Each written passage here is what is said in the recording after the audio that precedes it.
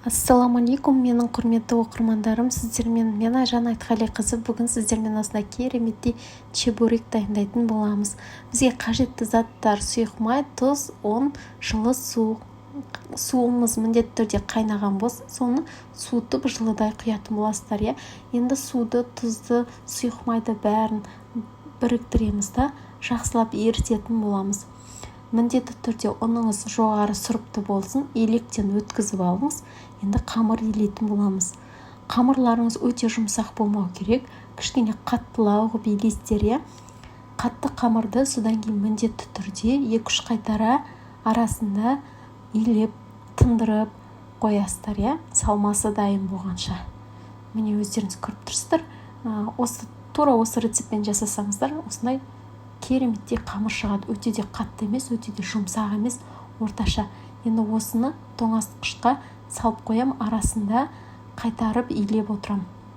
Енді табамызға майымызды құямыз, пиязымызды саламыз, жақсылап қуырамыз. Пияз кішкене жұмсару керек, жұмсарғанша қуырыңыздар.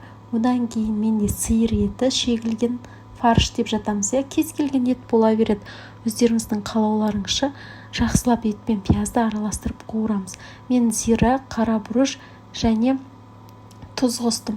Дәмдеуіштерді қалауыңызша қоссаңыздар болады. Жақсылап қуырамыз. Содан кейін қайнап тұрған 50 мг су құясыздар да, қақпағын жауып, сол суы тартылғанша баяу отта бұқтыратын боласыздар. Сонда сіздердің ішіндегі салмасы өте жұмсақ, жаңағыдай сочный болып шығады ғой. Сол себепті осылай істеңіздер. Енді қамырымызды тоңазытқыштан алып, бір бөлігін жаятын боламын. Қамырды жайған кезде күш салмай, осылай жақсылап бірінші басып алыңыздар. Содан кейін осындай жұқа қып жаясыздар. Қамыр жұқа болу керек. Міне өздеріңіз көріп тұрғандай жұқа болу керек. Енді осы қамырды үйіңізде қандай кесетін құрал бар? Менде мынандай қамыр кескенге арналған осындай құрал бар. Осымен кесемін. Болмаса стаканмен, жаңағы кесемен кессеңіздер болады. Ол сіздердің жаңа чебуректеріңіздің формасына байланысты. Мен міне кішкентай кесемен де көрсетіп жатырмын. Сіздерге кесіп, салмасын ортасына суытып салыңыздар, ыстықтай салмаңыздар.